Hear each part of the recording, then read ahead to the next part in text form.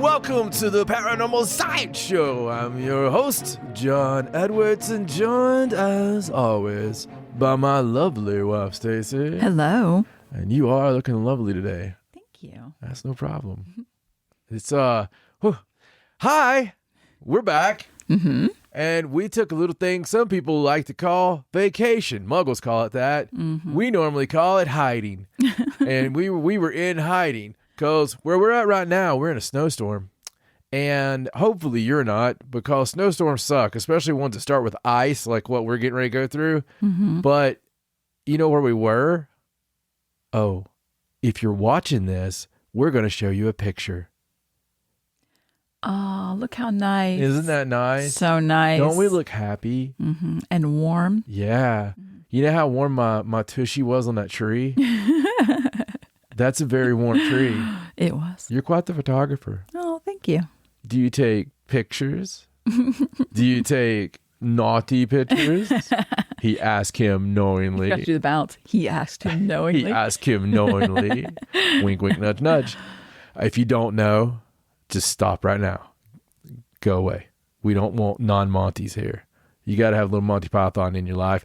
All right. So look, we got all kinds of stuff to get into. We got some really crazy stuff. Leave it to us to take a little vacation and everything in the world breaks down. I know. So it's a lot of nuts. We want to say first, a little shiz out is out. Hello to Paranormal Television. How y'all doing? It's really nice to see you. We love all the support and all the viewers that are coming our way from Paranormal TV. Say it with a little southern twang, baby. We've got a lot of northern channels in there. Do. It makes me happy, though. Maybe they'll subtitle it so they know what you're saying. They might. They might do that. And I would be so honored. If I ever have to be subtitled, I want to be the crazy old man on, the next time I'm on, like, one of the networks. Right. I'm not even going to say any names, networks, where you battle over us. But next time I'm on one, I want to be that crazy old man when they have to put the subtitles. They'll be like, we came to see Mr. Edwards at this Newport Armory, and this is what he said. What's that move that demon die for now, say? It came down Sidwell, the girl ran that door. It took a boom. And just have them all looking at me. Mm-hmm. I might just start... And nodding politely. Yeah, nodding politely. It happens to everybody in the paranormal field. You've always seen the crazy old crotchety man. Seriously, everybody, anytime they go, well, there was the one man, Mr. Johnson, Mm-hmm. at the end of the road, last house on the left. We went down there and talked to him, and he said, I'll tell you, boys, it was about Sid right outside. And They always know, though, don't they? They do. They do always know. But it's just like if you're a sea captain. At first day of sea captainage, you're out there and you'll be like, darling, I'll see you soon. No fears. I've got my own ship now. I'll be back. Mm-hmm. 6 months later, he comes back with an earring, some weird watery tart on his arm, and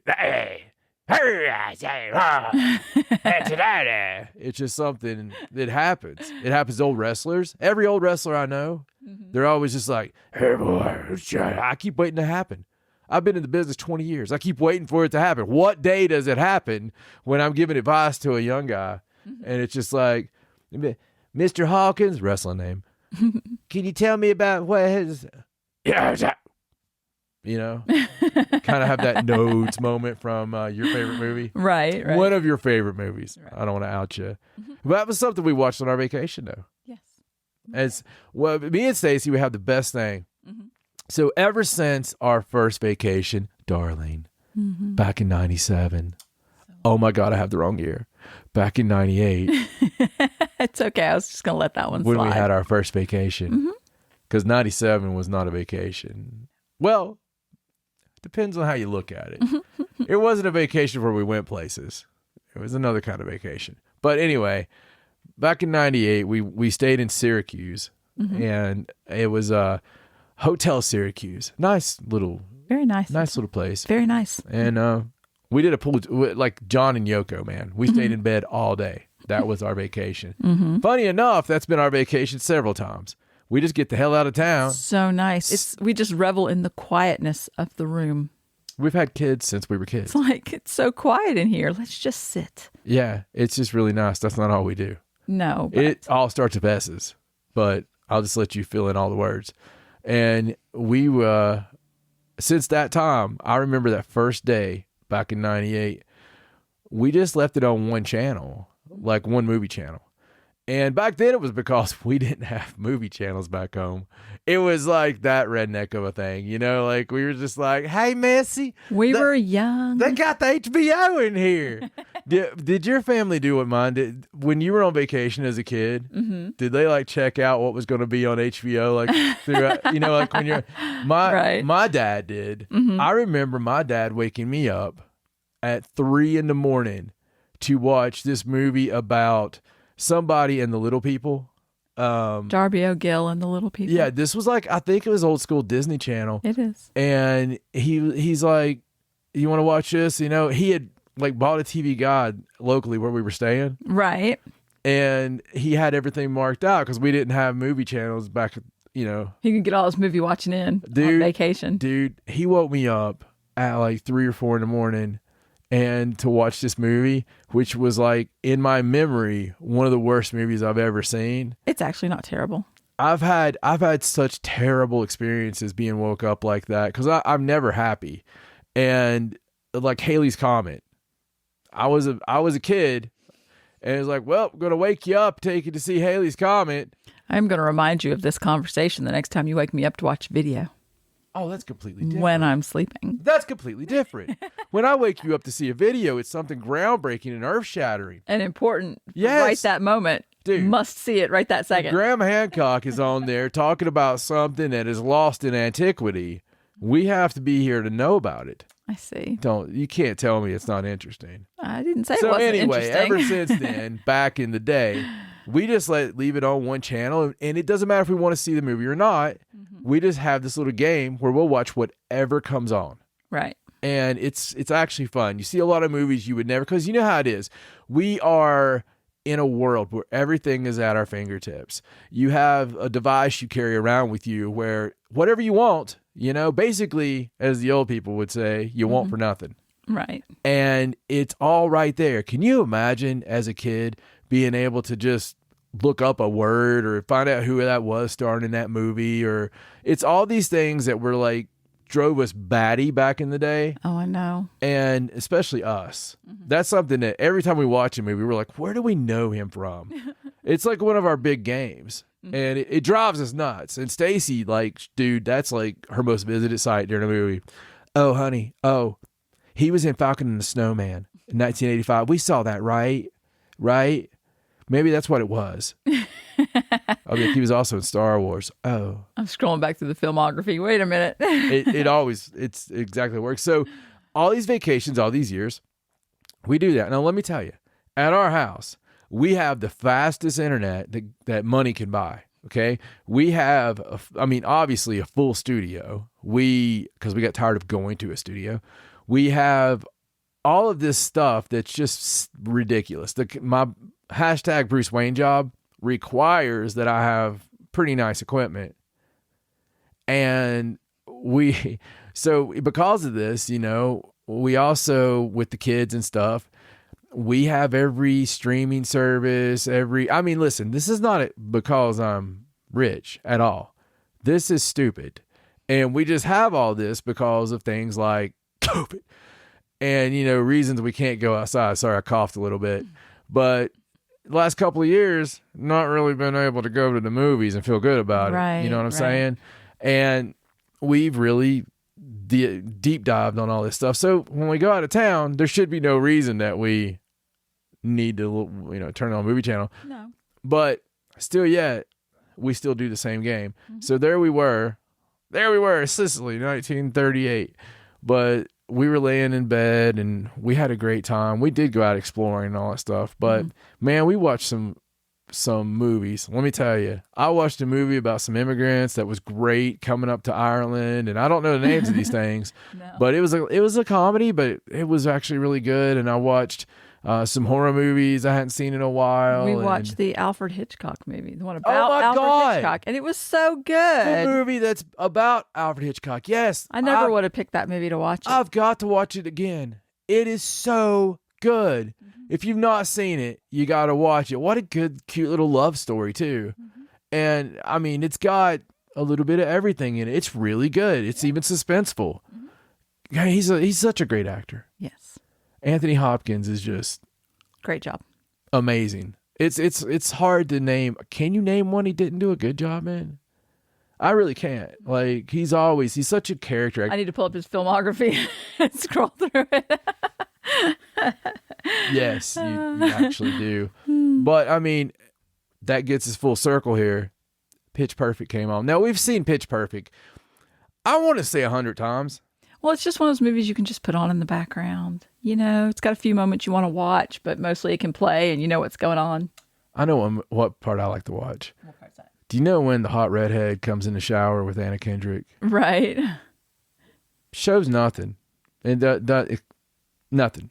But man, that scene does something to me.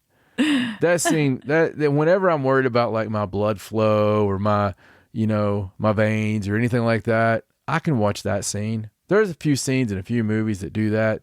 That's one of them, just so you know. I think it's the lighting and maybe the score. The lighting. It's not the fact that Anna Kendrick's naked in the shower with a redhead. It's truly not the fact that Anna Kendrick is naked in the shower.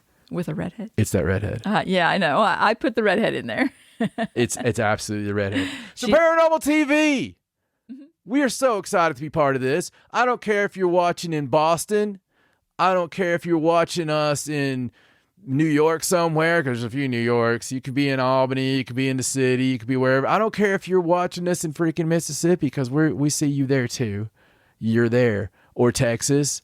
Even in Texas, Heartbreak Kid Shawn Michaels could be watching because it's in San Antonio.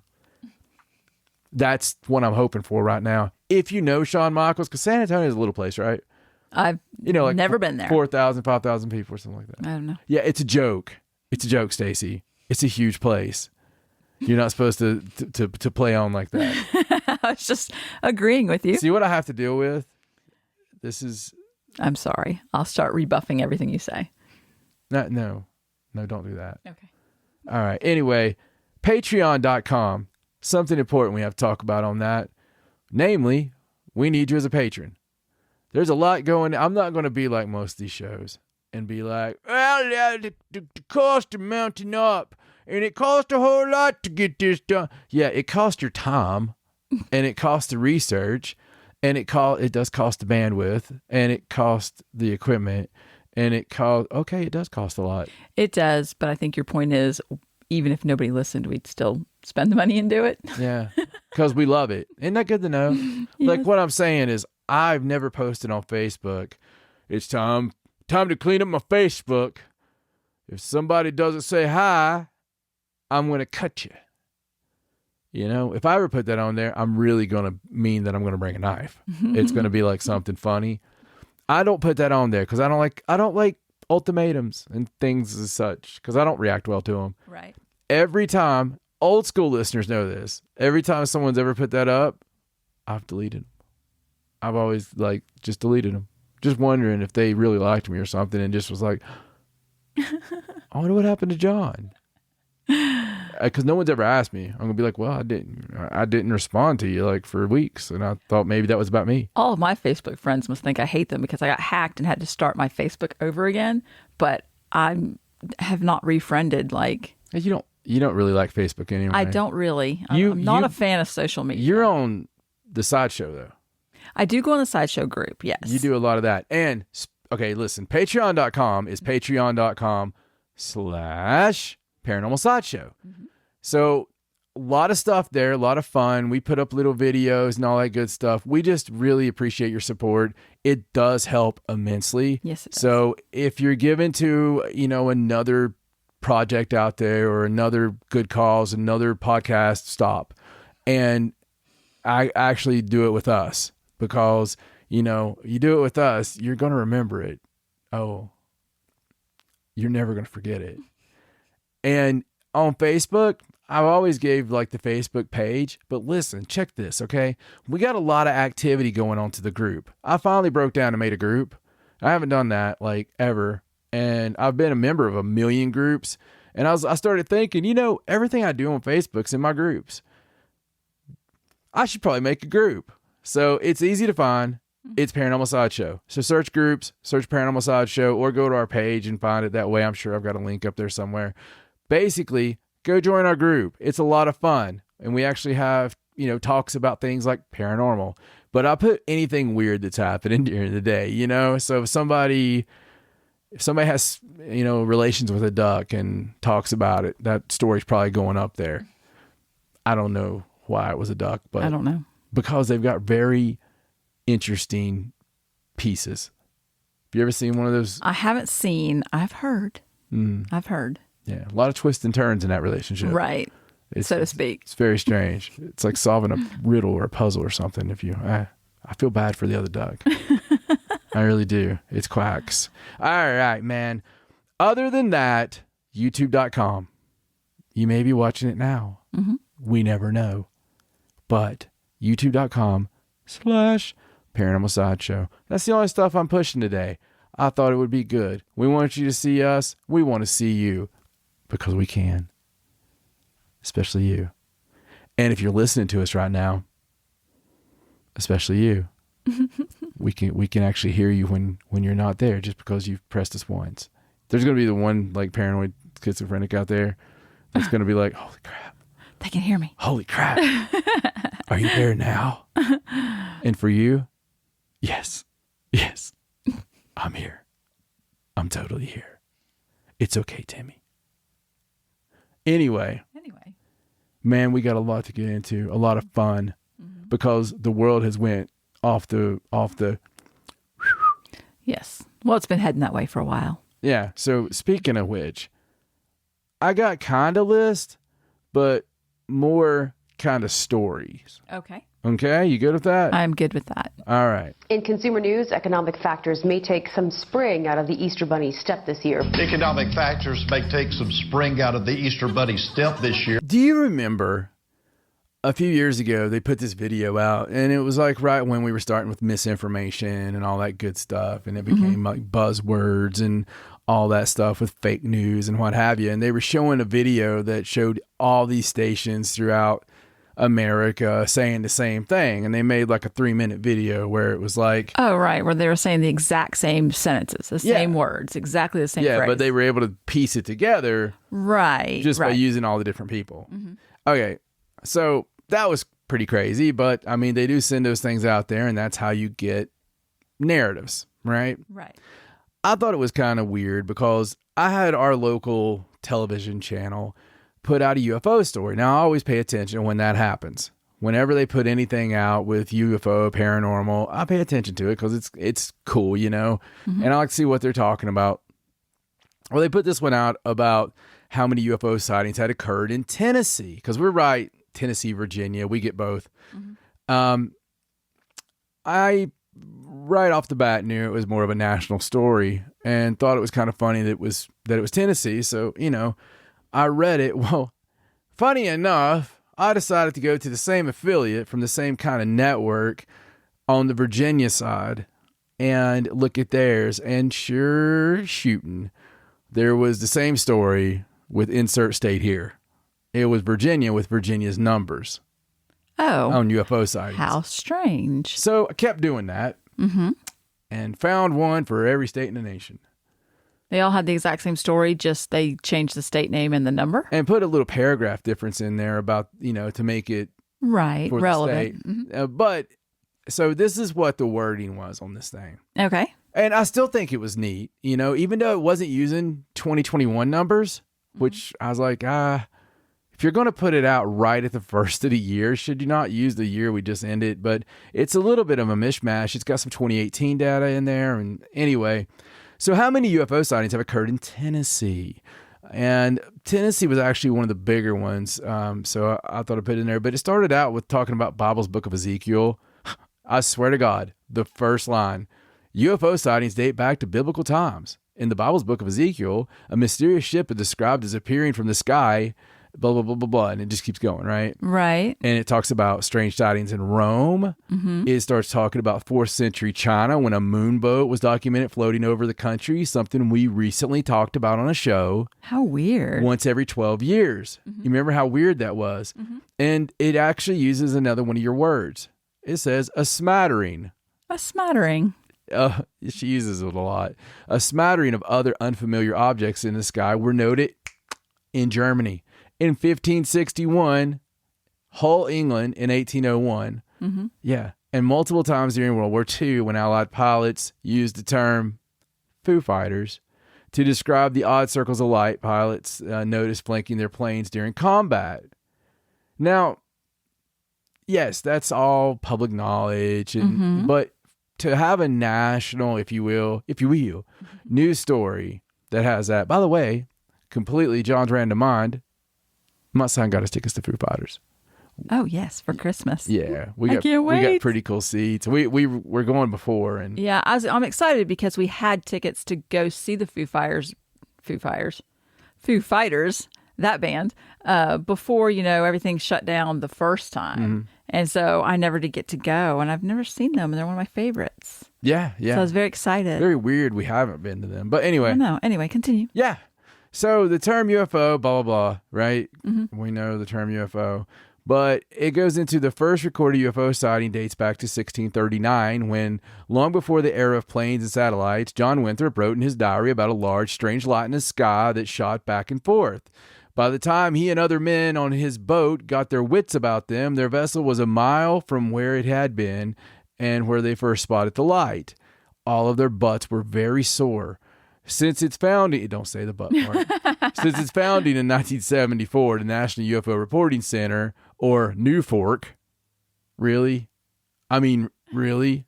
That's not, I'm okay with it when it makes a word, Right. You're just forcing it now. NUFORC has documented around 90,000 UFO sightings, with almost 95% of those sightings supposedly easily explained away as military tests, weather balloons, or other terrestrial activity.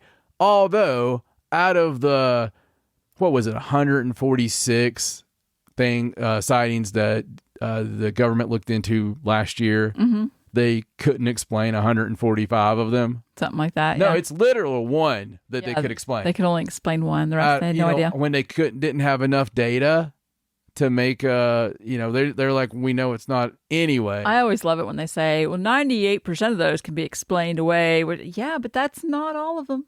And you only need one to not be explained. But on the big June 25th, 2021 deal. I know. It was like, I think the actual number was like 143 out of 144 were unexplained. Right. And that just blows my mind. Yeah. They're just like, oh, we don't know. Yeah, I mean, this was the government. It's top experts.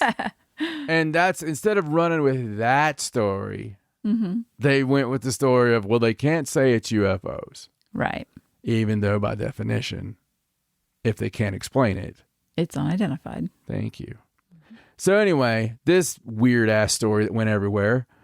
And I think people probably didn't open the story in the first place, but it was just some cool stuff, I guess. Some really cool information for... It's a lot of history for an article that's supposedly just giving you sighting numbers. It's a lot better history than what we normally get. Right. The national story would normally say in 1947, Kenneth Arnold... blah, blah, blah. Yeah, something about Roswell and, Right. That's the stuff that's always in there, right? Area 51. Right. In the 90s, the X-Files, da, da, da, da. Rendlesham Forest. Right. All that stuff. Even Rendlesham's a bit exotic. It is, a little bit. For what I'm talking about. So this was cool. I was actually happy with this.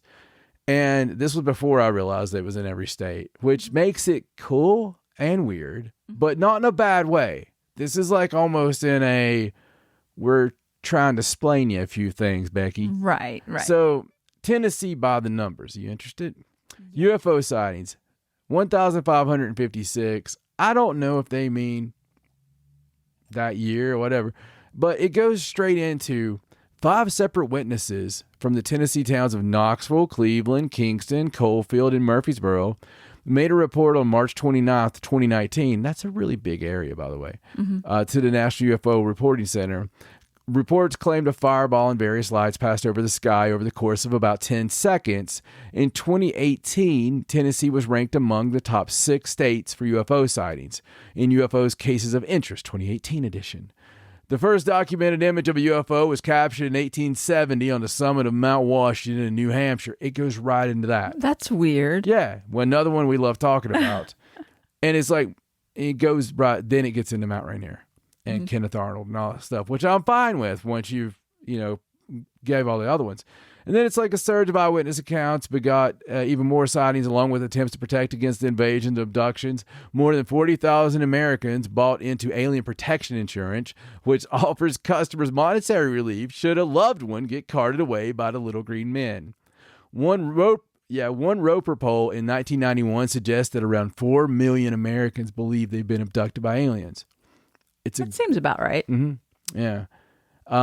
The long-standing official position in the U.S. government has been the claims that alien life stem from hoaxes or mistaking other objects like weather balloons, swamp gas, blah, blah, blah. A highly anticipated U.S. intelligence report that came from Congress on June 25th. We know what it said. Mm-hmm. And anyway, so states with the most UFO sightings on this report, which it's a little dated because everything went up during that lockdown deal. Right. California number 1, 10,333. Florida number 2. Washington number 3. Fewest UFO sightings: Washington, North Dakota, Wyoming. But yeah, man, it was the same thing. And the Virginia one, different picture and stuff. Right, but all the history stuff's the same?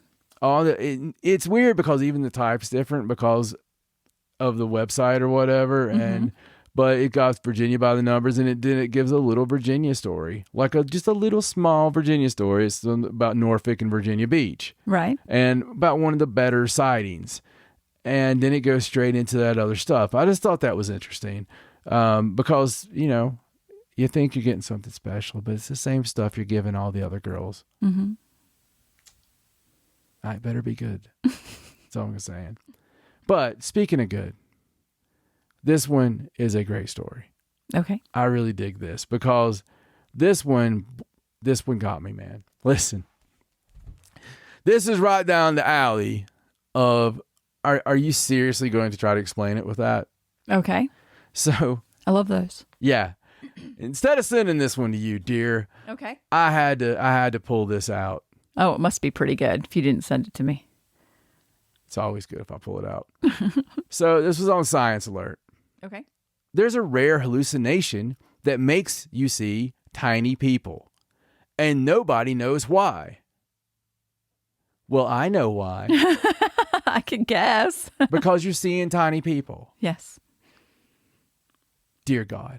So it's not a hallucination as much as something that's opening up your third eye. Yeah, it's talking about the dazzling, complex nature of the human brain, how it can produce remarkable experiences. It can. And for some, that means hallucinations of tiny people dashing about before their very eyes. This is a new story, and there's been a rash or an increase during lockdowns of this happening. Well, because you're home. Mm-hmm. So, yeah. So what are they saying is causing this hallucination? Well, that would be the Lilliputian hallucinations. I have no idea what that is. Well, it's the fact you're going to see little people. In the early 1900s, a French psychiatrist, Raoul Leroy, took an interest in sightings of human figures comparable to the tiny inhabitants of Lilliput in Jonathan Swift's famous 1726 novel, Gulliver's Travels. Mm-hmm. Easy for me to say. Right. And to him, it was a mystery of the mind, one begging for a scientific explanation. Such hallucinations exist outside of any micropsy, whereas the patient has a normal conception of the size of the objects which surround him. The micropsy bearing only on the hallucination, Leroy wrote in the introduction of one specific case. They sometimes occur alone, sometimes accompanied by other psychosensory disorders. A small handful of cases curated by Leroy was remarkably diverse. Though in general, he noted the visions were colorfully dressed, highly mobile, and mostly affable. Occasionally, the sightings were of individual figures. though most patients reported them as appearing in groups, interacting with the material world as if they were truly present, climbing chairs, squeezing under doors, and respecting the pull of gravity. So they weren't floating. Not all experiences were so benign. In one study, Leroy reported a 50-year-old woman with chronic alcoholism who claimed to have seen two men as tall as a finger, dressed in blue and smoking a pipe, sitting high up on a telegraph wire. While watching, the patient claimed to have heard a voice threatening to kill her, at which point the vision disappeared and the patient fled. In my previous communication to the Psychic Society, I said these hallucinations had a rather pleasant character, the patient looking at them with as much surprise as with pleasure, Leroy remarked. Here, as in the case of M.M. Bourneville and Brycoin, two other cases, the apparition caused a feeling of dread. What we might dismiss as mere delusions, Leroy interpreted as possible symptoms of mental illness, worthy of classifying so that the doctors might come up with better ways to diagnose and even treat the condition. Influenced by Leroy's work, a few psychologists attempted to explain the phenomenon. Accounts were mostly limited to untestable hypotheses involving the mysterious workings of the midbrain or some kind of Freudian regression. In spite of this early interest, Lilliputian hallucinations don't feature as a symptom for any disease in the International Statistical Classification of Diseases and Related Health Problems. It seems to be an almost random quirk of the brain. A random quirk. Charles-Bonnet syndrome is one notable exception. It's a rare disease where hallucinations occur as a result of vision loss. While these hallucinations don't always take the shape of tiny people, they can be light flashes or geometric shapes or even just lines. They can also be the Lilliputian variety. A 2021 modern-day study on a sample of volunteers with active Charles-Bonnet syndrome found their experience of hallucinations actually increased in frequency and obtrusiveness during the COVID-19 pandemic. You think? Most likely due to the loneliness of lockdowns. In some cases, the sizes of the Lilliputian hallucinations grew into more human-scale proportions. In spite of Leroy's historic work and advances in understanding many conditions of the mind, surprisingly little is known about why some brains cook up visions of tiny people. Recently, Leiden University medical historian and researcher of psychotic disorders Jan Dirk Blom, that's really the name. Mm-hmm. Okay. Aimed to change by and undertaking a rigorous search of case reports of Lilliputian hallucinations in modern medical archives. After an extensive hunt, Blom managed to come up with 26 papers of Lilliputian hallucinations that might be considered relevant. Of those, 24 provided the original case descriptions. During the late 1980s and 1990s, new cases were rarely published, and the question of the underlying source of Lilliputian hallucinations slipped into oblivion, Blum wrote in his 2021 study. Despite some renewed interest in the phenomenon over the past 2 decades, that situation has remained basically unchanged.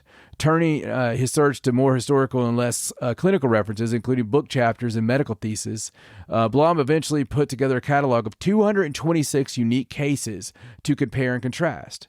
Their experiences and backgrounds were varied, evenly split between male and female reports. The oldest, 90 years of age, the youngest, just 4 years of age. But there were plenty of common threads. Most people reported hallucinations dressed in striking, colorful garments. Mm-hmm. These weren't vague shadows skulking about in the corner of the eye. It was a vibrant circus of clowns, harlequins, or even soldiers leaping about. Only a small handful of cases reported visions of a moody or drab shades of gray or browns. Virtually all of the figures were strangers, with just a few reporting familiar faces, including, in a couple of reports, cases of seeing oneself in a tiny form. That would be weird. In a fifth of all cases, the visions were accompanied by auditory hallucinations, often muffled or having a high-pitched voice. Humans weren't the only entities observed either, as nearly a third of the reports patients claimed to see animals such as little bears or little horses pulling little carts. Oh, I want a little horse pulling a little cart. A particular note was the fact that 97% of the cases were projective, appearing in 3 dimensions and engaging with the physics of the real world. The rest were reported in 2D projections on a surface or moved with the motion of the observer's head, but 97% was walking around. Right. Going, how you doing? It also, interesting note that nearly half of the cases were left negatively affected in fear or feeling anxious. Unlike Leroy's assessment back in the day, only a third of these cases were soothed or entertained by their experience. They must not have seen the little horses. Well, I mean... one case of depressed patients did claim the visions were his only remaining joy. Aw. Turning to a report of clinical diagnosis, Blum cataloged 10 distinct groups, the most prominent being psychiatric disorder, intoxication from alcohol, which, listen, I've been sloshed as slosh can get, and it never made me see that. When I saw that, I was straight as an arrow. And they're talking about, it goes on and on and on. I just wanted you to hear like what they were dressed like and everything, and that this is an actual freaking story. Of course, it's going to, they say that it leaves people feeling anxious because they're seeing something that they can't explain. Obviously, that doesn't mean that what you're seeing is bad. It just means that it startled you because you're not expecting to see little people with little horses and carts moving around in your room. No, you're not. That seems like a logical reaction. But they were seeing colorful beings. Yes, smoking pipes. And a lot of my research I've done on this, a lot of it does, strikingly resemble one another depending on what type of thing you're seeing. Even people that live in areas where they're not raised on stories of such little people. Right. And still yet they're going to be like, oh, he had long white hair, over long white beard, smoked a pipe, sang a song, had a high-pitched voice. And I don't ascribe to the fact that I think if I heard it correctly at the beginning, someone was saying that maybe they were just taking regular people and the mind was shrinking that image or whatever. But I don't really ascribe to that because why would they be doing things like climbing on the back of chairs and squeezing under doors? Right. People don't do that. No. So what they're seeing is obviously something that behaves like that all the time. For me, the 97% that was, seeing the 3D and all this, I would say the 2D might be hallucinations. I would say like 3% of them might actually be that hallucination. The dark lights and stuff. I think that's another phenomenon. I think you need to look at shadow people for those people. Right. And that probably is a dark experience. But I'm sorry, listen, we went thousands of years with people totally just believing in this, raising their children, building roads around it to this very day. You're seeing the Fae. You're seeing little people. Or at least, why can we not put that in there as even a possibility? Right. We don't put that in there as a possibility. And that's the problem I have with the world in general. Not saying it's real or not real or whatever, right? But to say that it's an hallucination or say it's some kind of psychotic disorder is to honestly piss on an entire race of people, to whole countries, entire countries, grandparents, great-grandparents, the line, okay? You're saying that this never happened, all this, it was just psychotic disorders. Without having enough proof to say yay or nay. And there are enough documented cases to the fact that can happen spontaneously. People that have never seen anything their entire lives can all of a sudden have that happen. Yeah. I mean, that happens with a lot of things like sensitivity, psychic ability, things like that. Sometimes people just wake up and it's there. Sometimes you wake up and you hear a voice from a man telling you directions of things you shouldn't know. So, I mean, I think that's a lot more plausible than everybody in the entire world is psychotic. Now, I do believe that everyone in the world is probably psychotic or has it in you to be psychotic. But there probably are those cases too. Probably some of them are mental disorders. Absolutely. Yeah, absolutely. You're right. And I totally believe that. But I also believe the fact that I think there's a lot, we discover new things all the time. We discover things that blow our mind all the time. There was people that were convinced they would never see any evidence to prove there was aliens. Like it was the most laughable thing in the world, or UFOs. And then a couple of years ago, hello, Nimitz. You've seen things you just totally cannot explain. And then it becomes the canon of the world because it's out there. It's happened. If we were to tomorrow catch a live Bigfoot, it would be striking for a few days, but then it would just be the norm. It would quickly become, okay, well, there's that one, we think that's just a one. It's just the one. Yeah. Obviously. So, I mean, it's fine for that to be possible reasons, but you have to put in there, in my opinion. Right. But at the very core of this, we're kind of burying the lead. They did a whole story on little people. They did, and people seeing little people. Now, don't you think that's a bit strange? I do. It's a bit strange, and the fact that they even mentioned that different people have the same description of what they're seeing. Yeah. Like it's if not. If anything, they gave credence to the whole thing. Right. Because everything's. I mean, do people have the exact same hallucinations? No, I don't. Is that a thing? I'm pretty sure that not every guy sees the redhead from you know what I'm saying. Right. I got you. We all see different things. Right. So, yeah, anyway. I agree with you. It is weird that they did and they were doing a whole study on it. Yeah, it is. It's almost like maybe they're making a comeback. Man, I hope so. I hope that the Fae are like, you know what, boys? I'm sorry. You know what, boys? These humies have let it go all to hell. It's time for us to rise up. We're all going to band together. I want every one of you to get your little wagons, get your little horses. We're going up above ground. But we're going to start with the alcoholics. Taking over this circus, aren't they? We're going to start with the alcoholics, and then we're going to move on up to the schizophrenics. We'll make our way there. Anyway, I would start with the president, personally. Can you imagine? And this is not for a political reason. This is just being funny. I'm sorry, but I really would do this. Can you imagine prime minister, president, whatever, if they were to see 10 little people chasing little dogs around a little room, never on a little chuck wagon? Anything about it. Wouldn't you like to see the press conference right after that happened? My fellow Americans, a lot of crisis is going on in the world. That, you know what? No, it's fine. Listen, I'm going to forgive everything right now. I'm going to write executive. Somebody give me a pen. I'm actually going to quit politics. If anybody needs me, I'll be taking ayahuasca. I'm on vacation.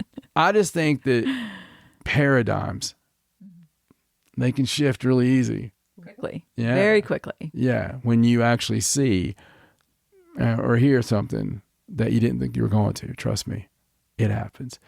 And speaking of shifting, it's now time for Stacey Edwards in Paranormal News.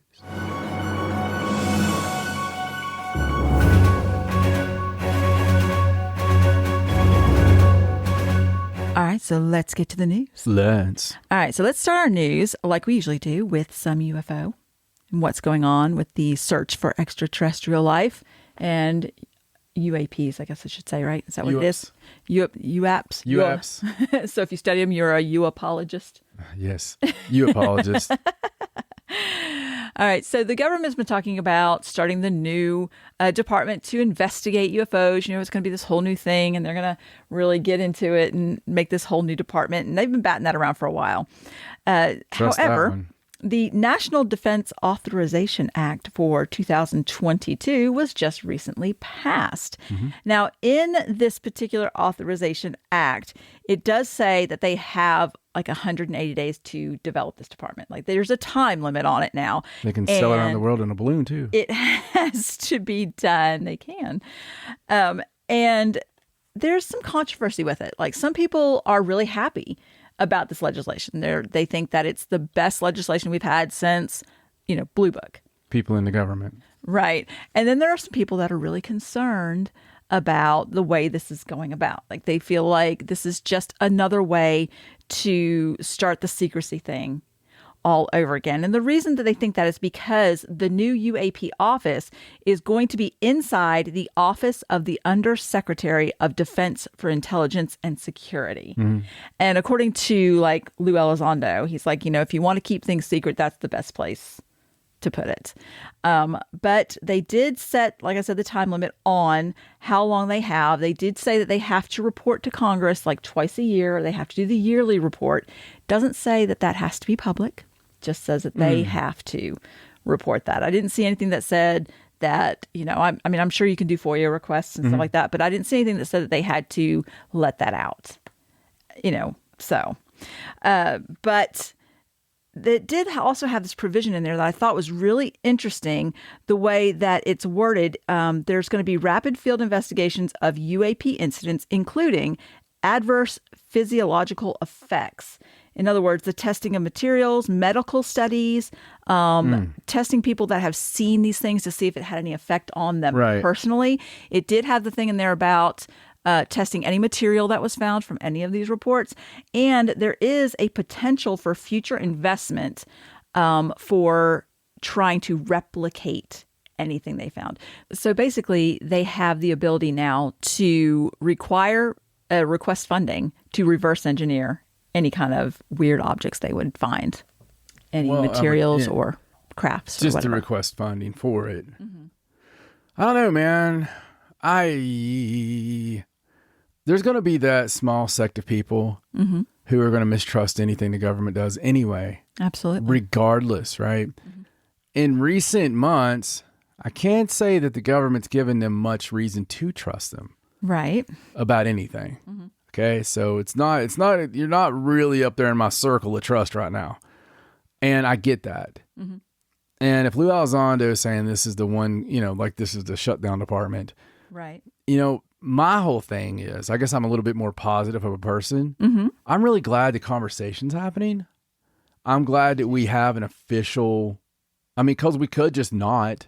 That's true. We could just not have anything. And just ignore it. Maybe I've been a parent too long. We could just not play with it at all. It's up to you. We could play by my rules and quietly in that room, or you can go to bed. It's up to you. I feel like this is something that we're just going to have to wait and see what happens when they start doing the reports and start reporting to Congress, and what kind of information that you can have access to and what they perhaps we talk about adults and let out. And, not throw a pissy party about it. I get it. Right. We've had this cloak of secrecy, and I hate to burst your bubble, but there's going to be some things that are going to be secret forever because it has to be. And they talk about the national security, and they're like, no, we should know everything. I'm sorry. Have you seen any towns burned down in the last couple of years? Maybe no. Okay. Right. Maybe you can't let everybody know everything all the time, because not everybody can handle everything all the time. Right. And, so I do get that, as much as I want to know everything. But what we do need is, you got to quit lying to us entirely. Quit screwing with our, intelligence, right? Quit making us, quit assuming we're all stupid. Right. And, insulting our intelligence, because we know what's out there. We don't know what's out there, but we know there's something out there. Right. We have an idea. And a lot of us have seen it. A lot of us have seen it. A lot of us have seen them. And a lot of us have had family members or ourselves that have been abducted. And I think that's one of the big things that you have to keep it secret for, if I was guessing, is because if there was any knowledge of this, right, and somebody's grandma got abducted, it's going to probably have some, bad feelings that everybody thought grandma was crazy. Hell, we locked her away. We were robbed of a whole life with her. Right. Because of this. And people have been. People have lost their jobs. Just like other things, people have lost their jobs in the past couple of years about things that were true. that came out later to be true. And you know what doesn't happen? Apologies. Right. So this is we laugh about it, and we always, everybody does. Right. You have jokes about this stuff. They've made it a joke. That was part of the disinfo campaign. Mm-hmm. That was part of the campaign originally, to make it seem like a silly thing and make those people seem like idiots and morons, like the Independence Day Randy Quaid character we talk about all the time. Right. And you know what? You turn into that because you do question yourself. Well, if you notice in that movie, they all called him crazy, made fun of him. And then when it happened, nobody came back and was like, we're sorry that we made fun of you. No. Nobody said they were sorry. No. And he was also the one that sacrificed himself. That's right. I think there's a big story there that's really realistic. Mm-hmm. So I don't know, buddy. If anything, what kind of oversight does it have? The only thing that it says, it's going to be called the Airborne Object Identification and Management Synchronization Group. And it's going to be started by Defense Secretary Lloyd Austin and National Intelligence Director Avril Haines. They have to establish it, and it's going to be a part of the Office of the Undersecretary of Defense for Intelligence and Security. So I guess they're going to appoint someone, I would think, to oversee the activities. It wasn't a whole lot of information, I guess, because it's not officially established yet. I would imagine whoever does it is going to go into it and probably got the gig for their healthy amount of skepticism. Most likely, I agree. Until a couple years go by and they become the raving lunatic trying to tell everybody else. It's going to be one of those positions where you only get to hold it for like 2 years or something. It always happens. It always happens. Right. They always end up being like, I've seen things. I investigated this. I had no idea. Terrible things. Terrible things. So, yeah, cool story, though. I mean, it's what a world we live in. I'm telling you. A decade ago, I wouldn't have ever imagined we were going to be talking about that. No. So I'm excited about it. Yeah, me too. Me too. Listen, for those of you who don't like the idea of it, you're entitled to your opinion, and I totally get your opinion. Mm-hmm. I really do. But let's see what happens. Yeah, let's let it play out. Yeah. All right, well, let's go on. So speaking of the search for extraterrestrial life, I just thought I would point this out because I thought it was a really interesting thing to happen that they didn't really mention that closely. But do you remember a few shows ago, we had the story about that weird signal that was coming from Proxima Centauri. Proxima Centauri. Yes, and it was this odd signal, and they found it, but then they came out a few days later, and they were like, no, it was an accident. Mm-hmm. That's a signal that we created on Earth, and we were just detecting it. It was bouncing back, and blah, blah, blah. I remember and all that nonsense. Yes, and then there's also the story we had a while back about the stuff they found in the atmosphere of Venus. Yes. Yes. So these were all debunked, it's not anything. It's nothing to worry about. But It turns out that there was a press release recently where they are starting a new mission called Ptolemy, which happens to be going to Alpha Centauri and that area. And this is just a new, mission that they've announced now. Just random. We just threw a dart at the board. They're like, the Alpha Centauri and Proxima Centauri systems are turning out to be pretty interesting, and they're pretty close. We should probably send a mission there. Why not? Just randomly for no reason at all. Yeah. Yeah, so I thought that was really interesting. Sometimes we just see where the dog pees. Exactly. Got a big map on the floor. I think what it was is Ptolemy. We actually named him Rover. It's a little inside joke. The mission's Where's called... the rover going today? The mission's called Ptolemy, and that's the ancient Arabic name for Alpha Centauri, so I think they had to send it there. I think that was the thinking. They're like, I guess we have to go there. You're kidding me. No, it's also an acronym though, because of course it is. It's so Ptolemy is the ancient Arabic name for Alpha Centauri. Mm-hmm. But it's also an acronym for Telescope for Orbit Locus Interferometric Monitoring of Our Astronomical Neighborhood. Wow, they stretched on that one. Okay, wait. Slower for those in the back. Telescope for Orbit Locus Interferometric. It's an I word. Monitoring of our astronomical neighborhood. So they take those letters and make Ptolemy. Yeah, I understand. Yeah, okay. I know how that works. You know how acronyms work. But I just thought this was a really interesting thing to come out in a press release not that long after the whole I can't believe they used the signal. word neighborhood in there. You know, neighborhood's a ridiculously long word. It is. It's one of the ones that piss me off. I mean, it's sort of like way long. interferometric. Interferometric's got a right up there in the neighborhood. So, you know, it's going to be a huge step forward looking for this life in the universe. And it's just interesting that they're sending it there after the whole signal debacle. I also am going to mention that there is an expedition going to Venus as well. However, this one is going to be privately funded. It's not something that NASA's going to do. It's called But Bananarama. somebody is interested enough in what's going on in Venus to put up a lot of money Yeah. and, explore that as well. So just Been a lot of people interested in what's happening in Venus. that they are so quick to say, no, that's not anything, or it's this or that. And then they're like, maybe we should study that. Maybe we should see. Yeah, we didn't notice anything. You guys are so tricky. You got us outsmarted. Mm-hmm. It's some wise people. Wise people. You even waited a long time, like 2-3 weeks. Yeah, something like that. Nobody ever put it together. No. You know what?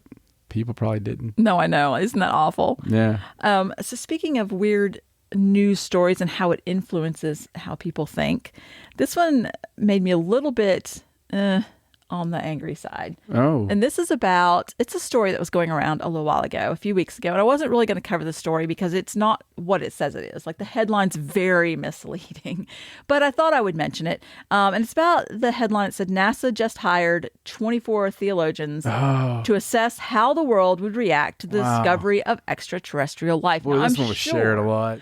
I'm sure you've seen this headline, especially if you're into the paranormal, ufology. You saw this and wow, what an amazing headline, isn't it? Yeah, I mean, it's like a movie. It's crazy. NASA's like, oh no, we're going to find life. We got to hire some religious people to figure it out. Okay, so what this story actually is a man named Reverend Dr. Andrew Davison. He's a priest and a theologian at the University of Cambridge. He wrote a book and released it recently. And in his book, he talks about how he was among 24 different theologians that took part in a NASA-sponsored program at the Center for Theological Inquiry in Princeton. And that study was to assess how the world's major religions would react to the news that life exists, on other planets. Right. So that part is not a lie. That study happened. It happened in 2016 and 2017. And he just released his book about it, which is why it's hitting the news. So what's happened is we've had this title, this clickbaity title. Clickbaity. And a lot of people will be like, oh, news places, they just want you to click on these headlines to get views. Mm-hmm. But I think there's more to it than that. And here's why. If you do a search for NASA hiring 24 theologians, you're going to get a lot of things that pop up. You're going to get this headline that I read you about them hiring the theologians. Then you're going to get a second headline that says, no, NASA didn't hire theologians. And then you're going to get a third thing that says, fact-checked, NASA theologians is false. Now, most people are not going to click into the headlines and read the stories. Most people. They know that. They know that the people are going to see these headlines, share them, and take them at face value. So what's happened is this man has written this book. He has talked about this, and I guess maybe somebody wasn't super happy about that. So they've, let it blow out of proportion so that it could be fact-checked as false. Right. Because there's part of it that is false. NASA did not hire theologians. Right. The bigger picture here, though, is that NASA was interested in finding out how theologians would explain life on exoplanets. And they were interested in that 6 years ago. Yeah. A long time ago. And I think the way that this all came out, it misses the bigger picture. NASA's been preparing for this for a long time. Interesting that everything started like 3-4 years ago. Right. As far as coming out. Right. Like, it's been this steady progression of, like we've been talking about, this slow disclosure. But because this story got sent out in such a fantastical way, And because they can now fact check that as false, people are going to ignore it. Now, when you hear something about NASA, theologians, and life on other planets, your mind is immediately going to be like, that's not real, and just forget about it. Because that one butt wipe on everybody's page is going to be like, sorry, Michelle, that's not real. Yeah, they didn't really. I've got this. And then you're right. Everybody's going to completely ignore it. So it was brilliant.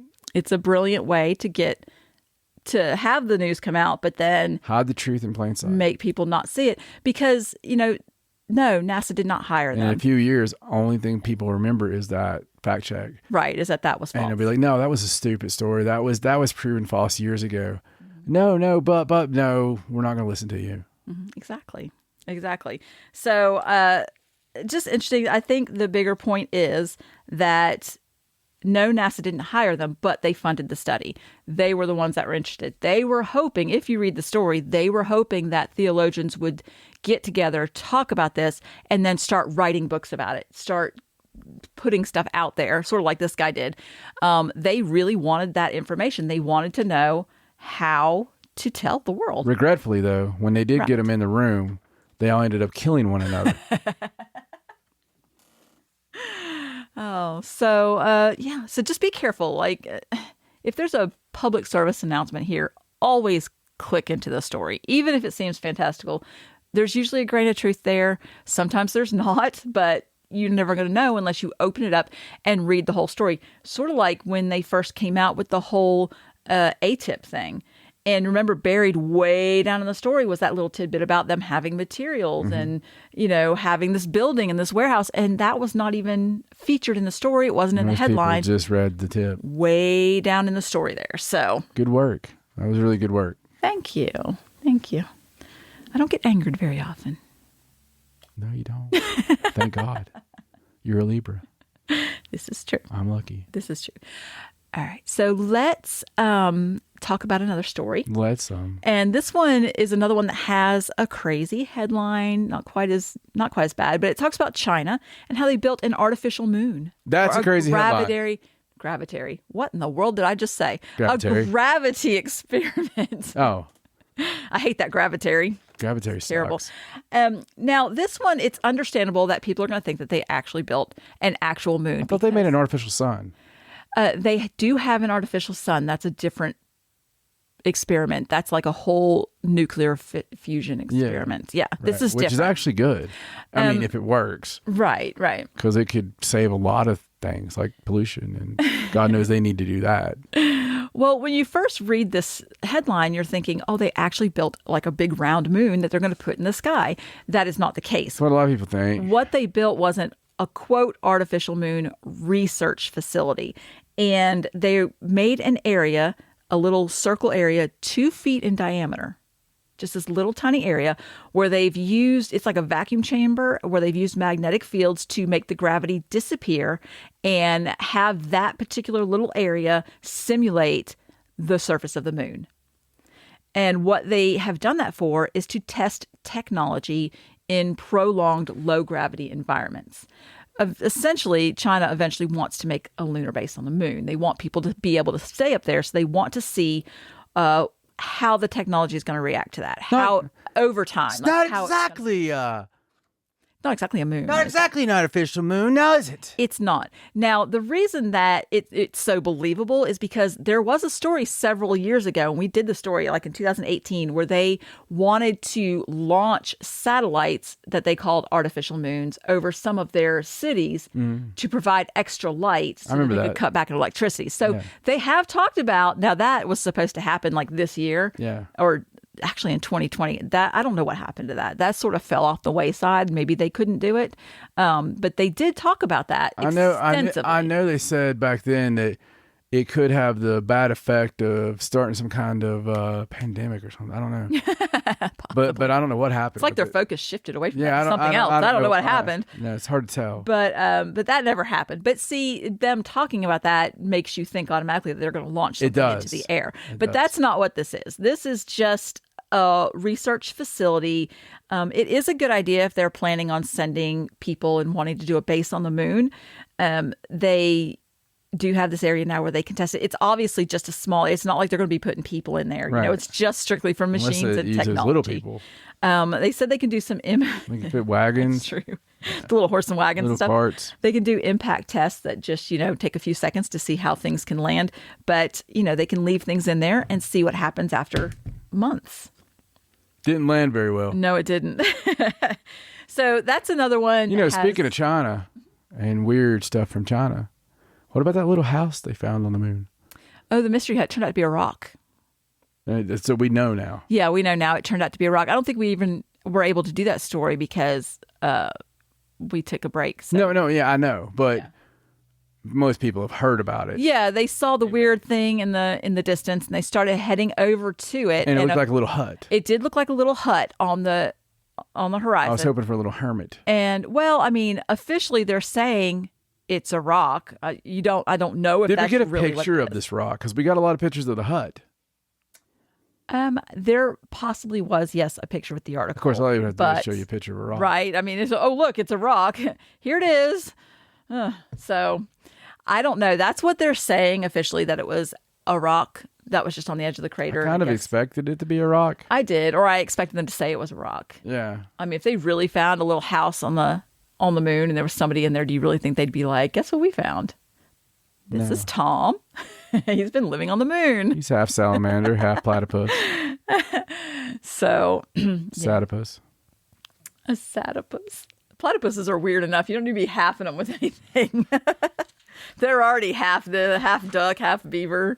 They are. Or a quarter duck, a quarter beaver. I don't know. They got a lot of different things in there. They're poisonous. I don't know. It was like they had a lot of extra parts. God had a lot of extra parts. And he was like, what can I do with these? Platypus. It's even fun to say. He doesn't want to be wasteful. He wants to use everything. They are creepy. All right. So let's move on. Let's do a ghost story. Oh, boy. Yay. So this is a ghost story from England about a pub. Even better. And better. A haunted pub. Imagine that. Is there one that's not? I think we've said it before. There is not a respectable pub in England that isn't haunted. No, if I bought one that wasn't haunted, you wouldn't want to come visit. So this one's in Dorset. Hey, Jimmy, how's it going? Pretty good. How's the pub going? Not too well. It's not haunted. Oh, you don't say. It is now. This is about the 8 Kings pub on Portland. And they claim that they have seen a dramatic increase in their paranormal activity since they refurbished the premises back in November. No. Yes. I wonder why. So over 3 weeks back in October and November, they shut the pub down and was having it refurbished inside. Over Halloween. And outside. Yes. Yes, probably not the best time. So after the reopening on the 24th of November, they said that more people were reporting either seeing or feeling a ghost. Now, they put this post up on Facebook just a couple of days ago because the landlady that owns it was like, I just have to put this out there. I just want people to tell me if they've been to the pub, if they've had experiences, because this is what we've been hearing. And some of the reports are that they said they had a family in the bar, and the family told the member of the staff that there was a lady in the restaurant waiting to be served, but there was no lady in the restaurant. No. And then later on, another family said exactly the same thing. And both families, who have no connection to each other, described the lady exactly the same to a T, like clothes she was wearing and everything. And it was 2 separate occasions, and it's not like they were family of family. They didn't know each other. Oh, it's probably mass hysteria. So probably both families described the same woman. There was a gentleman that was playing darts, and he said that he saw the landlady standing right next to him. But then when he turned around to talk to her, the landlady was actually behind the bar, and there wasn't anyone standing next to him. So it was like a side of the eye kind of thing. Well, that's kind of scary. What if it's a doppelganger? I mean, he thought he saw the landlady. He did. He thought it was. I don't know if it was just because he saw a lady. She might be. Or if she resembled her. Projecting, yeah. Maybe. They said that they have a dog, and one night they could hear some noise in the pub, and we thought they thought that the dog had gotten down in there, but it wasn't the dog. Things. And the dog at night sometimes The dog gets get in there and drink often? very often, I think so.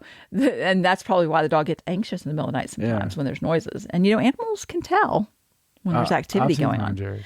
So, Come on, boys.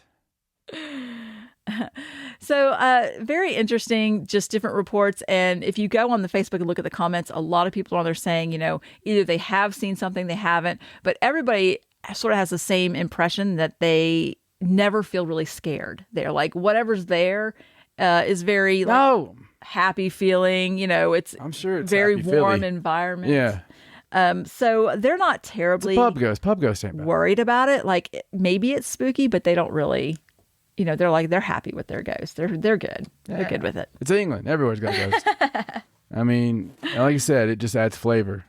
All right, so let's go on to an archaeological story. Dig it up, baby. All right, so this is one of your favorite kind of stories, the oldest evidence of mankind that is rewriting human history. Every time. I know. Well, this story I thought was really interesting because this is not a situation where they found something new that pushed the timeline back. This is a situation where they took some fossils that were discovered in 1967, and they used newer technology to do a final assessment on the dating. Like they were not able to date it very accurately, obviously, in 1967. So an international team of experts led by Cambridge University researchers established that the fossil Cambridge drinking game on this is show. much older than previously calculated. I know. So at first, these are known as Omo 1 fossils. They were uncovered in Ethiopia in 1967.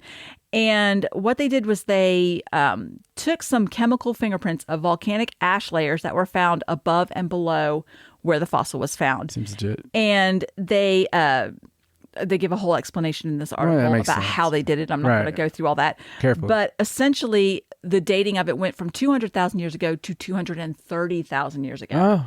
And I will say that at the end of this article, one of the researchers did say that even though this study shows a new minimum age for Homo sapiens, that it is possible that more evidence will push that back even further. Like they admitted that this may not be the oldest that they have. I mean, it might not sound like a lot, 200,000 to 230,000, but again, 2,000 years ago, there's Jesus. Right.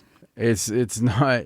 It's actually a long time. It is, and I will point out that these particular fossils are definitely Homo sapiens, as in they have the proper head shape and it's not like we're talking about cavemen and Neanderthals. and partial humans and stuff. But the more science has progressed, they've figured out there's a lot less differences than they thought. Right. And Neanderthals are not what they thought. They wrote and screwed us, and I'm not talking about on the rent. They were very randy, weren't they? Yeah, and they keep finding new species, which is super interesting to me. That it's us, but just slight differences, but at the same time. So that's one of the most interesting stories ever. Is the fact that we have all these different species of mankind that all walk, talk. Well, what I find so interesting about this is and live that together a lot of times. This is not, like I said, it's not something new that we found.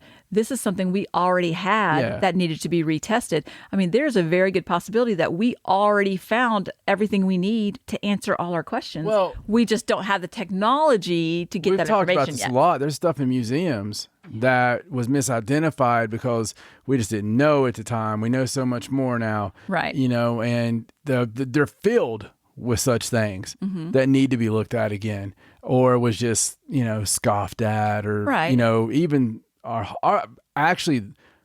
whole culture changes year from year.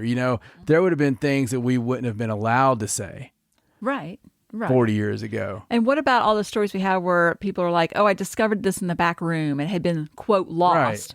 When it really wasn't lost, it was just shoved back there with 9,000 other things that nobody ever studies. I don't think we would have talked about that woman ruler of, you know what I mean? There's probably a lot of mummies and things like that could have been misidentified. Right, and especially now they can scan those things. Yeah, all of a sudden we're finding the first pregnant mummy, you know. I'm sure it's not. I'm Right. sure there was other ones. Right. So Yeah, I'm all for a complete overhaul of every museum and the back room and the restudying of let's all those start things. with Egypt and explain some of those things back there properly. Let's get into the British Museum, shall we? Well, that's like potpourri of everywhere. It really is. Looking at you, British Museum. So let's go on to this next story. And this is sort of just an interesting story from the Russian Arctic. And it's a cool story about some tiny bioluminescent animals that were frozen into the snow. Would have hate to have been on watch that night with my vodka. And so this is the Can you imagine calling that one in? Comrade, the snow is a-glowing. Victor, Right. Victor, you drinky the vodka. Now, this is something that's been seen before, but I think this is the first time they're thinking it's the first documented explanation for why the snow glows in the Arctic occasionally. Radioactive Pete. And what happened was this scientist went out for a walk, took the dog for a walk. I used to live in Chernobyl. It was out radioactive pee. And they were walking around and noticed that whenever the dogs walked, I write my name in neon. wherever they walked, Victor. the footprints glowed, which is kind of cool. It is. And so the scientists picked up like some snow and squeezed it, and like it just would glow. So they took it back to the lab, put it under the microscope, let the ice melt out. And what they found were some bioluminescent animals called copepods. And they're just these very tiny little, Creepy things? crustaceans, little aquatic crustaceans that get washed up into the snow when it's like high tide and there's a full moon, and then they get frozen there. What? On the full moon. Yes, when the tide They wash up on the king bit, tide. when it's a little bit higher than it would normally be, because it doesn't happen That's all the when time. the glowing crustaceans came in. Come on, man. That's a magical folklore thing. It's very that nobody cool. would ever believe. No, I know. Hundreds of years ago, we would be out here playing with our collies. Playing with your what? Our collies. They're very tiny. They're only a few millimeters long, and they call them the bugs of the sea. This is obviously glowing snow thing has not been rigorously tested until now, but it's just a really cool thing. And it's nice to have an explanation for it. It is weird that it only happened like it has to be a high tide and like a really full moon, so you get that really high tide, so you can get up in there. Bro, it's magic. It's magic. There's something weird there. Yes. They can't scientifically give me that one. That's like on a full moon every now and then the cats tap dance. I mean, they're just normal. And their footprints glow. Yeah, it's like meow, and all of a sudden it's like da da da da da. Must be the moon. That's the moon. Must be the It's moon. no big deal. All right, so let's talk about the gates of hell. We're going from very cold and frozen to really hot. Whoa. Slight jump there. The hole in Turkmenistan.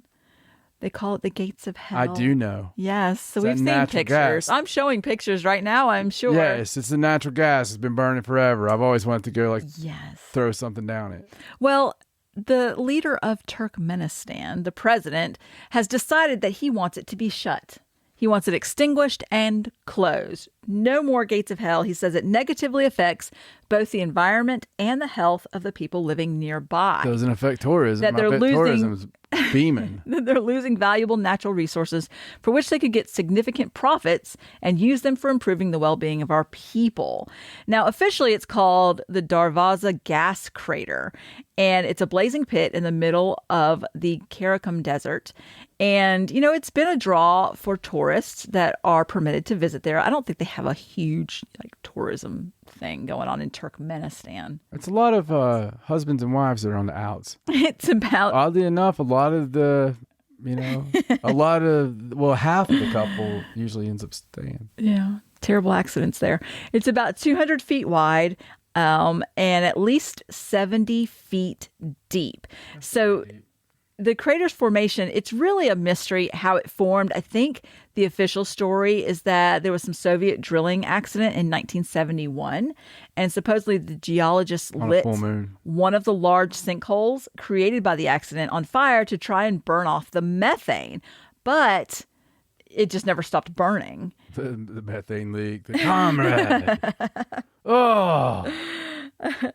But some geologists claim that it may have been formed in the 1960s and then not lit until like 2 decades later. Like I said, it's a mystery. They don't really know how it got started. Just that it's been burning for a very long time. Been a bioluminescent crustacean. Now they did. They're flammable. The president. I'm going to tell you the Turkmenistan president's name. This is why I hadn't said it till now. It's Gurbanguly Berdimuhamedov. Yeah, it's really long. It's like a whole bunch of letters in a row. I don't know how to say it. Gurbanguly. Now, in 2010, he ordered experts to try and extinguish the flames, but they were not able to. Oh, I wish there was video of that. I know, they're not able to. And there was a Canadian-born scientific explorer named George Coronis, who became the first person to touch the bottom of the crater in 2013. He put on a heat-resistant suit, and he went down into the crater, and he claims that reaching the bottom felt like being on another planet. He did an interview in like 2020. He said, why would you? I don't know. Why would you go to the bottom of something they call the gates of hell? I don't know. He said the walls were lit up, everything was glowing orange from the fire, and there's poisonous gas everywhere. Yeah, that's the place I'm like, oh, I want to go in there. I don't know. I guess he just wanted to see what was down there. Maybe his extreme sports aren't enough extreme for him. I'm not sure. Yeah, he calls himself a scientific explorer. Uh-huh. Crazy person, I think. Very cool. Another name for that. Well, I wish you all the luck, Gooby. Yeah, I don't know if you're going to get it, because it turns out they tried to extinguish it once and it didn't work. Gooby, Turk and Dirk. Good luck. All right, I just have a couple more stories here. And this first one is about some mysterious bird deaths. And we haven't really talked about this in a while, but I thought these two were specifically strange. Yeah. One of them was in Spain, and it was about some cardinals. Little Spanish Inquisition joke. 200 dead birds that fell from the sky, reportedly hitting like pedestrians and vehicles in Spain outside of a hospital. You know what it is? What's that? It's cloaked UFOs. Is it? It could be. I've always thought that. It could be. It says the gruesome sight of more than 200 dead birds falling from the sky shocked locals in northwestern Spain. They have no idea what happened to the birds. They always like to use the explanation, the birds flew too low and hit the ground, but these were actually falling dead from the sky. People saw it. It hit people. Oh, I could imagine walking and being like, I think the description was they fell like rain. So I don't know. Isn't that really strange? And they were rain do they have in Spain? No, they fell like rain. Mostly on the plane? Yes. Mainly on the plane. Mainly on the plane. Yes. So that's a really strange story. There has not been any explanation for that. There were starlings. I went and looked to see if they, since the story came out, if there was an explanation, and there has not been. Has there ever been? No. You know how many bird die-offs we've had? A lot. I mean, thousands. A lot. Thousands. And the only reason I bring these two is because of the mysterious circumstances. Like that one, normally we don't hear that they're falling dead from the sky. Like people don't see them falling already dead from the sky. I thought that was a little unusual. This other story is from Utah, and this one is very strange too because of the way it was described. Now, this is about some grebes, and grebes are kind of like ducks. They're water birds. It's like spelled Grebe. And Mormon birds. In Quail Creek, there's a place called Quail Creek State Park. This woman could be quails, wouldn't you? She goes there all the time to walk. I guess it could be. She cleans up trash there and she volunteers and stuff. She went onto the lake that day, and when she started rowing back, she started running into these grebes that were all dead. More than 50 of them just on the water, completely dead. So she pulled one out of the water, and she said it had a hole through its chest, almost like it was shot. Maybe a little vampire grebe. So she it's a little Van Helsing bird. Maybe. She reported it, and because it's illegal to hunt them in the state. So she reported it to the park rangers, and they're investigating it. But it came back that there's no evidence of them being shot. They have no idea how these birds were killed. They're, because they're like, a lot of times they'll land and they'll hit the ground. It'll hurt them. They're like, that's probably not what's going to happen if it's water, because they were all in the water. There's a very suspicious woodpecker around there. I'm telling you, they should not have died landing in the water. That should have been safer. And she saw the hole in it, but there's no evidence of any shooting. So how did that happen? No idea. That's really weird. No idea. So I thought it was really strange. The lake surface wasn't frozen that The day. birdemic. It was. It was like 44 degrees. Some of the birds had open wounds, by others had no wounds. They were just dead. So again, no explanation for this either. That's really weird. That one is weird. They did just say that the cause of death was traumatic injuries sustained while trying to land, but that's just what they said. They have no proof of that. Yeah. They got to say something. So that's weird. It is weird. It's like a lot of those weird. Well, there was a bunch of bird die-offs on the East Coast in Virginia, and now a lot, like where they were just freaking out about it, and then it just kind of stopped. Yeah, that was one where they were getting some kind of weird disease. Yeah, and it was like 6 states. Yeah, we just quit hearing about it. And then all of a sudden, they all just got better. Mm-hmm. And I don't think they got better, but they quit dying. Right. They told people to stop feeding the birds for a while and stop putting things out, and then all of a sudden, you just didn't hear about it anymore. Yeah, I don't know if any of those little bastards recovered. I don't think so. No. I doubt it. Yeah. Didn't look good for them. No, it's kind of dark days. All right. So last story. This is just a little note about Elon Musk. Hi, Daddy. Elon. Yes. And I don't mean daddy in the spanking kind of way. Yes, you do. Fair. This is just an update about his Neuralink project, his brain interface technology company. I know what you mean. They actually hope to start implanting its microchips in humans this year. And that is even a little bit later than they really wanted to be doing it. But pending FDA approval, they want to go ahead and put them in our first humans, which will be people that have severe spinal cord injuries, like, quadriplegics, things like that. You're like, and then they're going to go ahead and start implanting them, and that way they can. Are they gonna be walking stuff after that? Don't know what the end game is there. I think he's hoping to improve their quality of life. Yes, so I'm hoping that's what it's going to do. But they're going to. He said, hopefully, progress will accelerate. Who when they are have you? them. You remember you left me after that car wreck. Oh my God, Steve. There's going to be a lot of weirdness over that stuff. Going to be some interesting stuff. Yes. I hope it's little worms like Wrath of Khan. Just like, even if it didn't have to be, right. It's Elon Musk. He'll make it like that. Be like, hold still. I don't think it's worms. Ew. God! Ew. He tweeted out that progress will accelerate when they have the devices in humans, because it's hard to have nuanced conversations with monkeys. And monkeys are the only ones that have it right now. So he just doesn't know how to talk to the monkeys. You can have nuanced conversations with monkeys. Don't. I bet you could. You could. Yeah. I think you could. Yeah. Ooh. All right. So that is all my news. That was great. Yay. Thank you. It's really awesome. The world is weird. Mm-hmm. It is. It's very, very weird. We can't wait to bring you a little bit more weirdness. Remember, whether you're listening to us or watching us or just thinking about us and what we said earlier, which would be this right now, it's timey-wimey stuff. Paranormal TV, thank you for tuning in.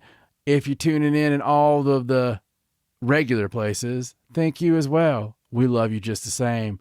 We'll love you more, though, from wherever you're at. If you go to patreon.com/paranormal sideshow and become a patron, become a little patronage, give a little pat, and come join us on the Facebook, the group. Just look up Paranormal Sideshow and group. Have a little fun with us. Sing a little dance. Song a little dong. For my lovely wife, Stacy, my name's John. So long from the Sideshow. Good night.